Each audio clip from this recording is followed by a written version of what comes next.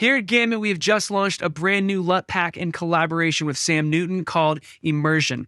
Now, this pack comes with 5 core looks and 5 additional contrast versions of those looks for you to use on all types of footage. Each LUT covers a unique style of footage, whether you want a rich, blue, creamy look or a strong, warm contrast look or even an ethereal color palette look.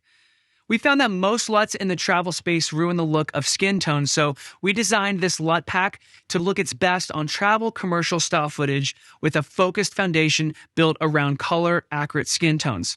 Now, whether you're filming on Canon or Sony or Panasonic or even Blackmagic cameras, you will get amazing results with these looks no matter which camera you are using, thanks to our BASELUTS, which we'll showcase in this video. Now, when you purchase the Immersion LUT pack, you not only get access to the LUTs and the monitoring LUTs, but you also get access to 5 clips from Sam Newton that you can practice grading for personal use.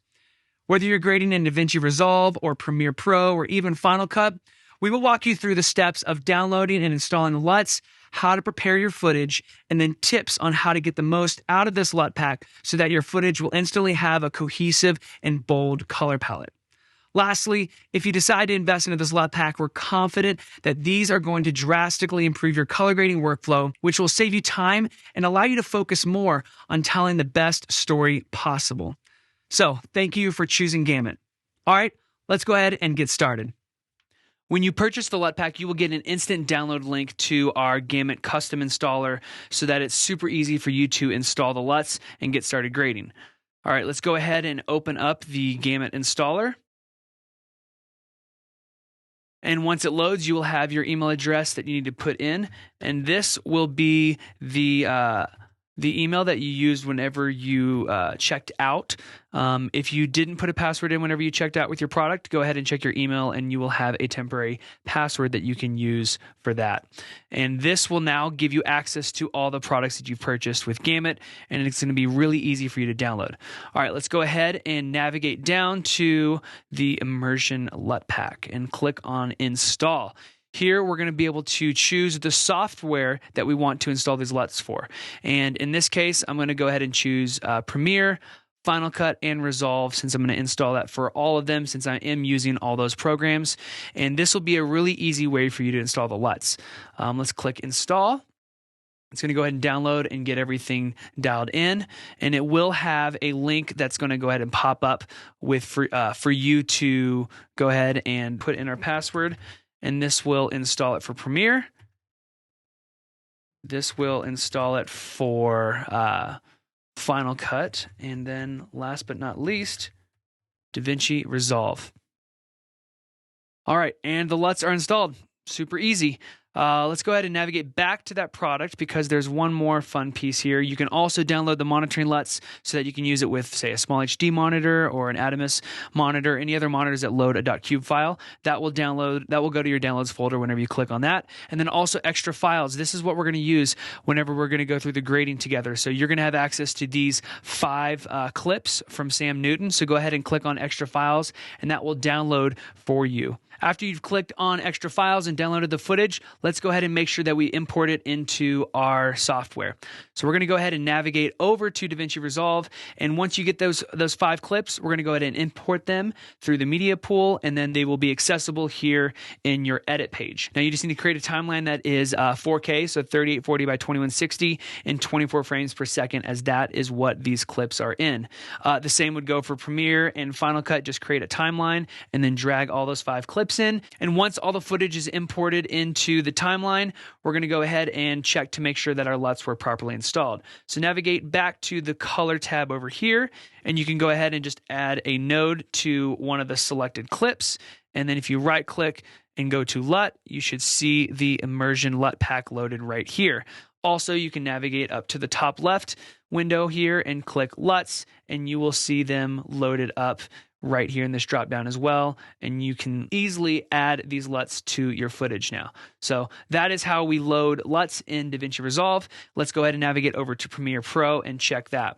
We've already imported the 5 clips. Just select one of the clips that you have in your timeline or your adjustment layer and just navigate up here to Lumetri Color Effect. If you don't have that showing up on one of your clips, then you can come over here to your effects and then just search for Lumetri. and then you will see it loaded up in the video effects section right here. Just drag that onto one of the clips, and then you'll be able to have access to this. And we can navigate over to the creative tab. We're just going to drop this down and then click on the actual clip first. And we're going to go ahead and click on the creative tab and then select look. And then you'll see in the drop down that we have all of the immersion LUTs loaded up for us to use. And let's go ahead and navigate over to Final Cut Pro, and then we have the timeline loaded out with all 5 clips. Let's go ahead and select one of the clips or an adjustment layer, and then we're going to navigate to our effects browser and just select color in the tab over here, and then grab custom LUT and just drag it onto one of the clips. And then up here, you can click that drop down and you will see the Immersion LUT pack is loaded up for you to start grading. So we have all of the LUTs loaded up in all the different softwares. Let's go ahead and start grading. So whether you're in DaVinci Resolve or Premiere Pro or Final Cut, the majority of the color tools that I'm going to use and showcase to you are going to be these color wheels right here. And that is very consistent across all the different platforms, where you can see all of the same adjustments, and they're going to be pretty much universal, going to respond very similar ways. And I would say for the most part, you can get away with almost all of your color grading in just these sections. And part of that is just getting the color balanced and white balanced and exposure set properly before we apply any kind of looks. Now, the first step that we're going to do, we're already in this timeline here. Let's navigate to the color tab here, this color page in DaVinci Resolve. And we're going to go to the first clip. And the first step we're going to need to know is we need to know what all of these clips were shot on. We need to know what kind of camera was filming so that we can apply the proper conversion. And in this case, this first clip, if you don't know what it was shot on, we named the clips for you. So this first clip right here was filmed on the Canon R6 Mark II. And the second clip was on a Canon C70. Third clip was on a DJI Air 2S. And the fourth clip was on a DJI Mavic 3. And then the last clip was on a Canon R5C. And we know that Sam loves some Canon. So he has filmed all these on different Canon cameras. We have different color profiles. We also have some DJI footage. And we're going to get all this mixed and cohesive so that you can have a really great, consistent color palette across all of your footage. So we're going to navigate over to the color tab. Let's select the first clip. First thing we're going to do is we're going to add a conversion LUT. Now, a conversion LUT is going to take any kind of flat profile like this camera was filming in, and it's going to convert it into a Rec 709 color space, which is where we display most of our footage online or any of our films. Most people are viewing it in Rec 709 color space. So in this case, we're going to go ahead and add a node. And in this first node, we're going to go ahead and add our conversion LUT. Here at Gamut, we've created our own conversion LUTs for most of the camera log profiles out there, and we have called them BASELUTS. So we have dialed in all of these creative looks to look the same across multiple cameras. So if you're filming on Sony and S-Log3 or Panasonic and V-Log or even Blackmagic and Gen 5 film, we have a conversion that will give you the same results across those cameras, so that when we add the Immersion LUT pack, you're going to get the same look across that. So in this case, we're going to load up our conversion, and this was shot on Canon, and this was in...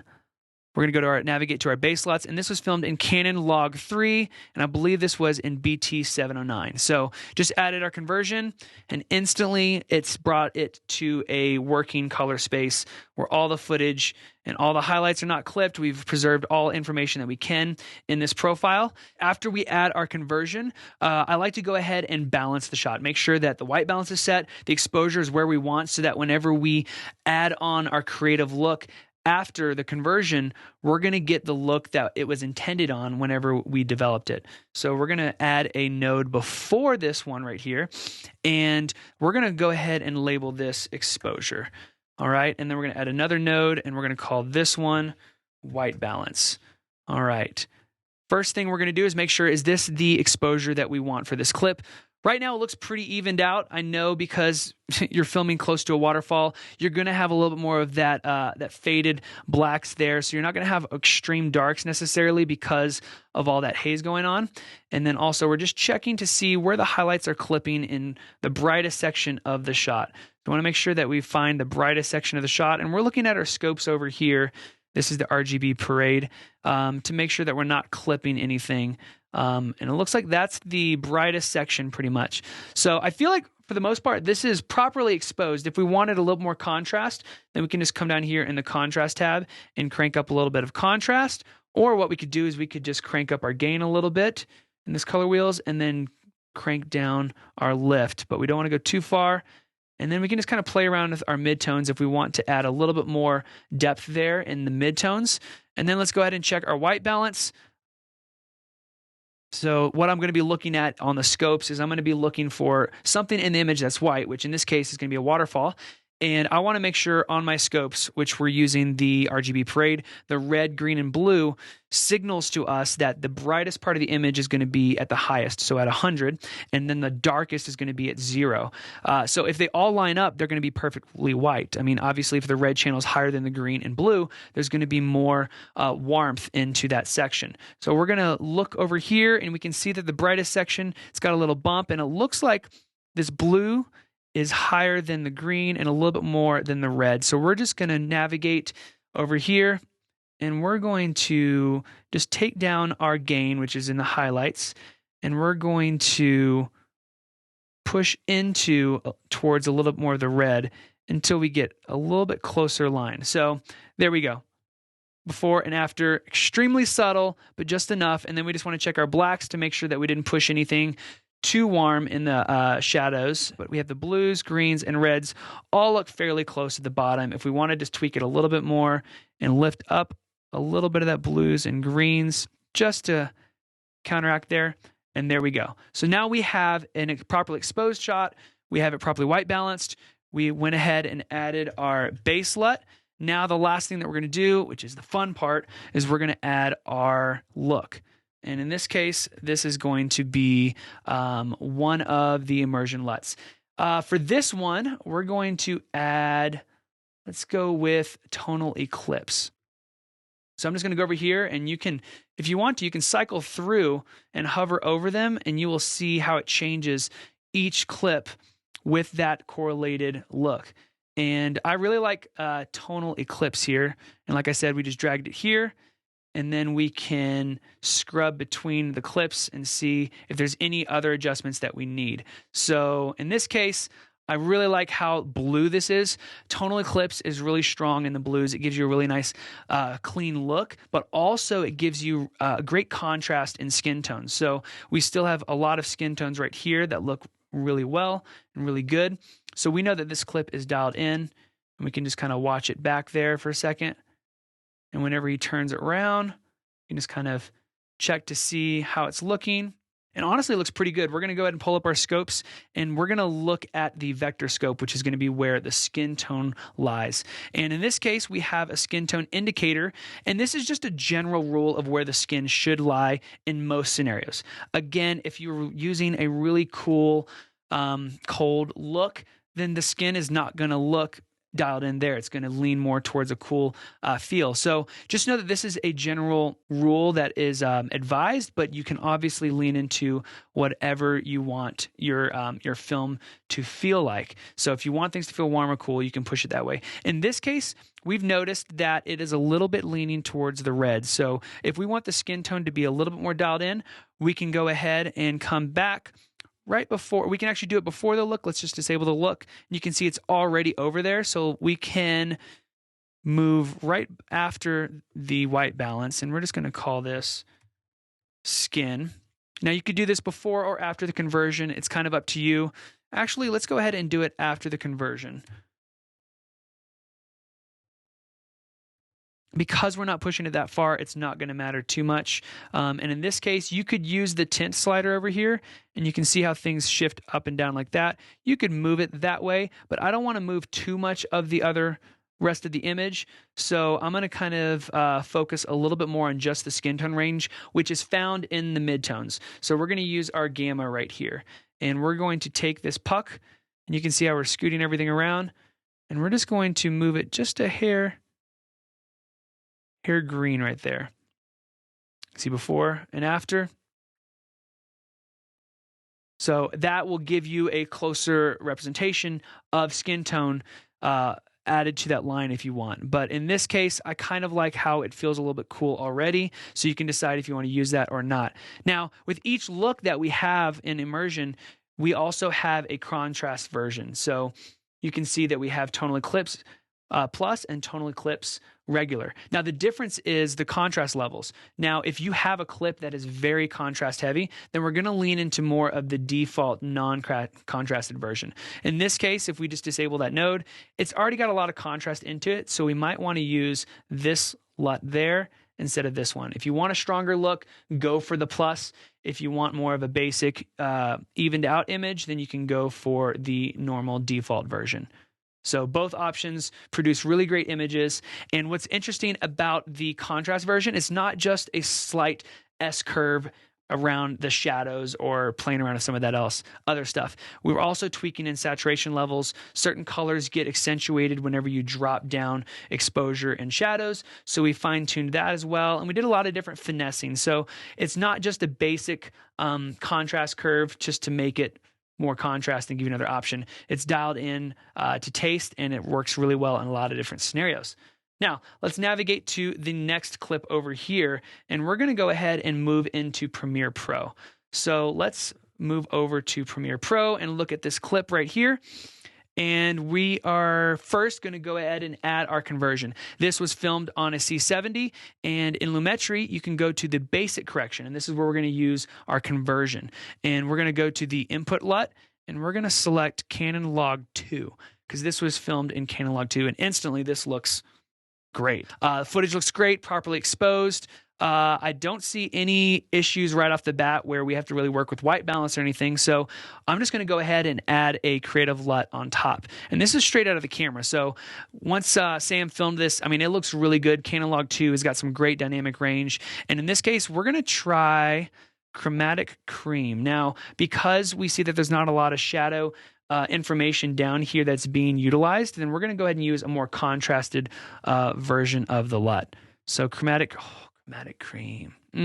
So it's supposed to give you just this slight, nice, gentle palette, reduces certain color shifts, really hones in on a nice look and style that I know Sam loves in his films.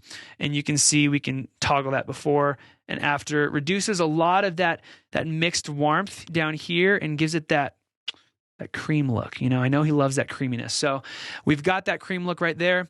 And we can always play with a different look too. So in this case, let's try Ethereal Blue. And this one's very stylized. It's got a little bit more pushing into the highlights. It's going to lean a little bit more green and warm, but it's got a really nice contrasting look. It's got great skin tone colors still.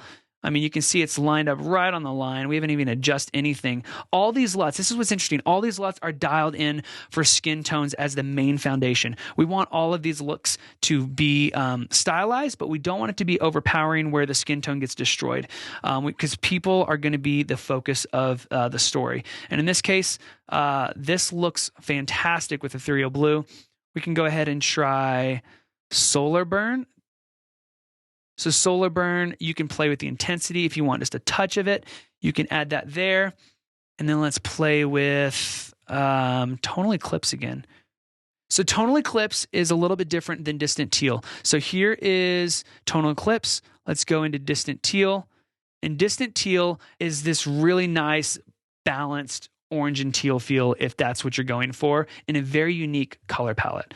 So this looks phenomenal. And we're going to go ahead and navigate back over here. I have something I want to show you in DaVinci Resolve.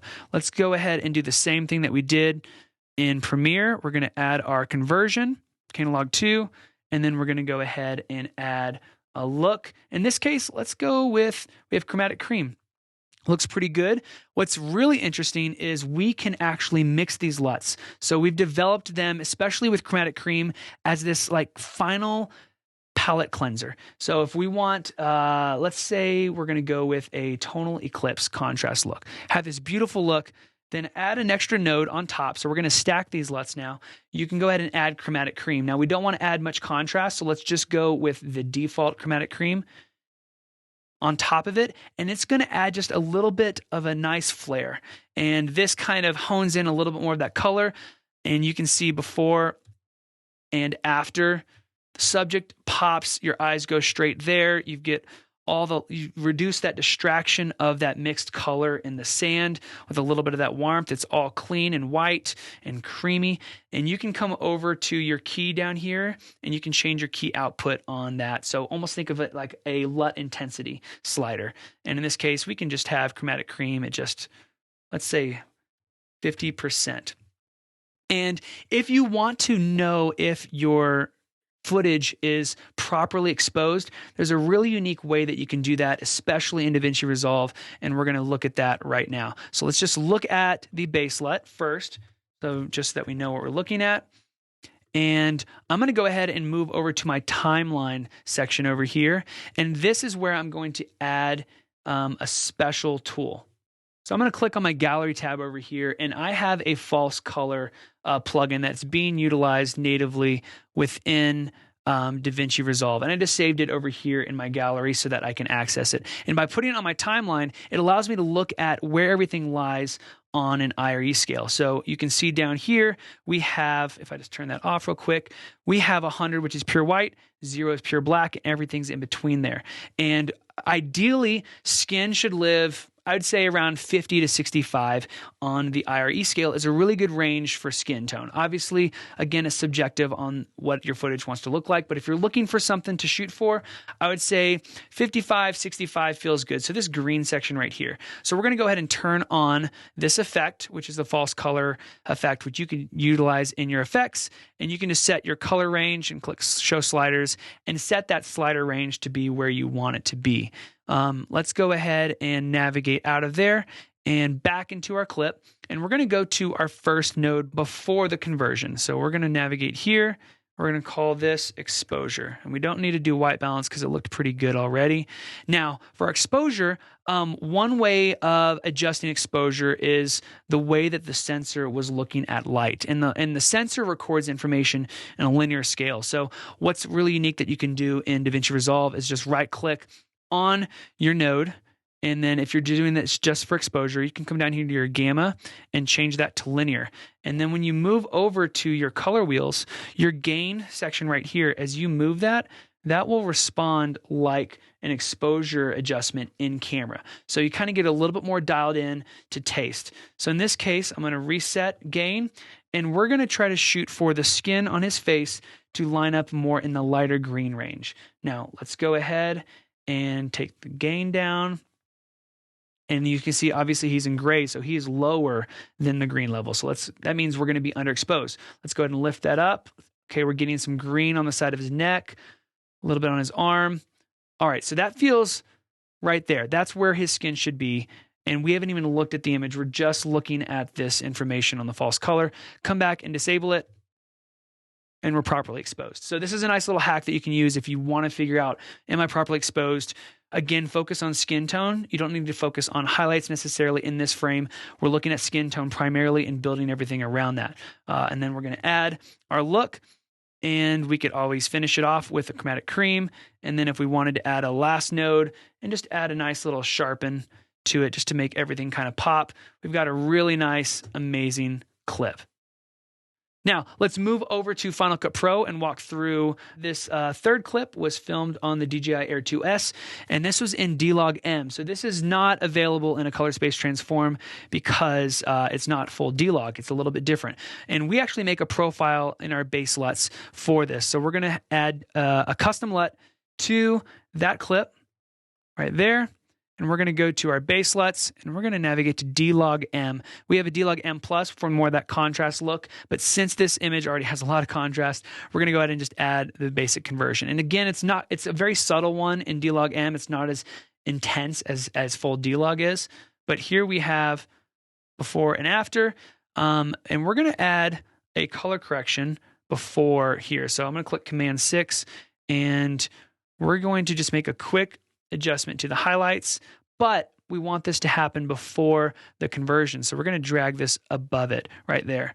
That way we can get our exposure the way we want it to. And let's just scan through the clip to make sure we're looking at the brightest part of the image before we push anything too far. We want to utilize most of the contrast in this clip. So we're just going to lift up the highlights right there. And now we have a pretty good clip If you look at the waterfall, we can see that, let's move this line indicator right there, that it's a little bit on the blue side. So let's go to our highlights and let's just push a little bit opposite blue into the warmth so that we can get that properly white balance. So now we have white balance and exposure set on this clip, and we are ready to add another custom LUT effect. And this is where we're going to add our look. Go to Immersion. This one, I'm going to say ethereal blue is going to look pretty good. This one has more of that, the greens really pop through. If you have a lot of good forest colors, this one's a unique look. You have the highlights that lean more green and warm, and it just has a nice contrast look to this shot. So I really like how this looks.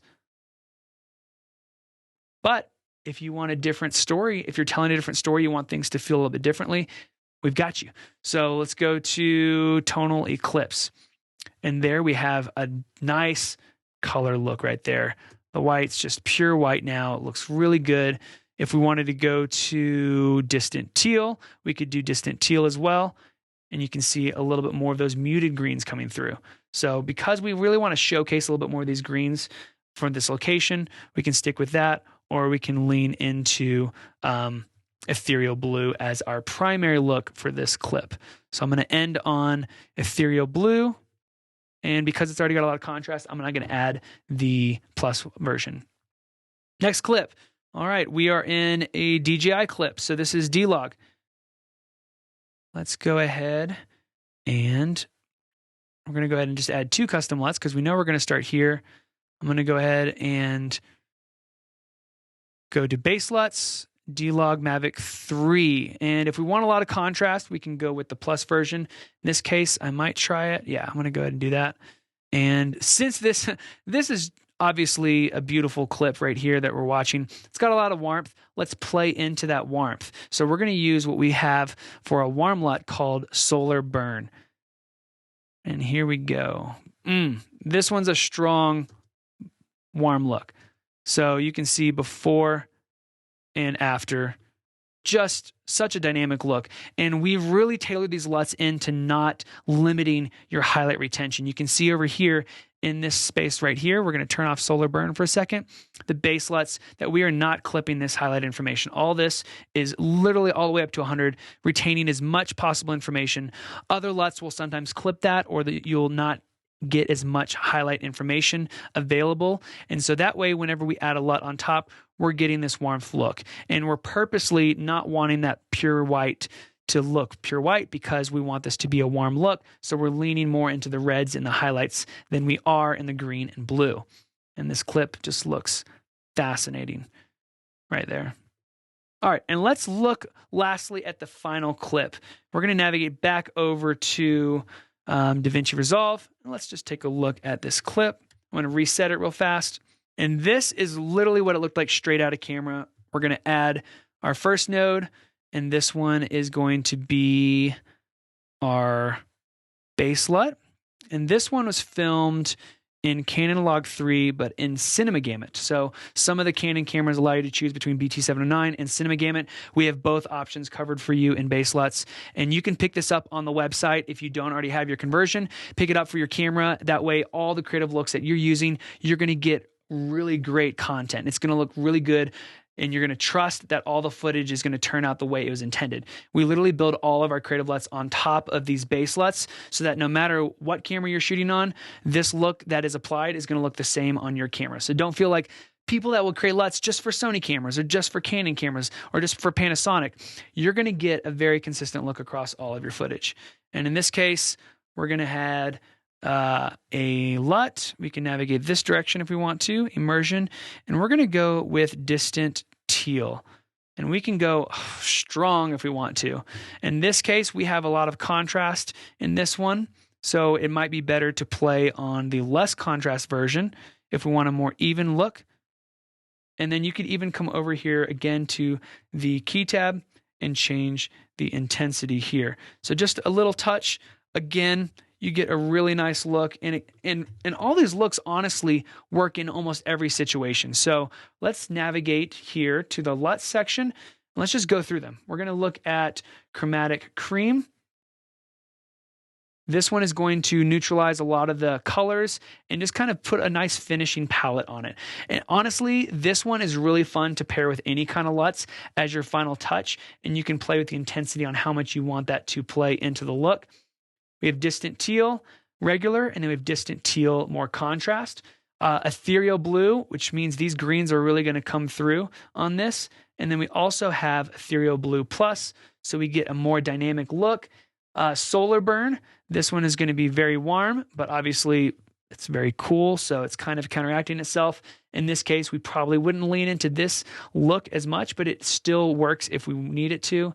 And then tonal eclipse, regular, and tonal eclipse plus, which this one, again, the difference between tonal eclipse and distant teal is going to be the way the blues lean towards teal, and then also the way the greens are handled with tonal eclipse, where you get a lot more depth in your greens there. So there you have it. We showcase how to get started using the Immersion LUTs, and then how to get the most out of your log footage by using our BASELUTs in tandem with these creative looks. We've worked really hard over the past 5 to 6 months working with Sam to develop this look and this LUT pack that we feel is going to be very dynamic for a lot of different travel filmmakers and YouTubers or commercial filmmakers that really want a dynamic and bold, cohesive look across all their footage. When you post online using these LUTs, we would love to see them. Please tag us and Sam Newton, as we are really excited to showcase a lot of amazing filmmakers like yourself utilizing Immersion LUTs.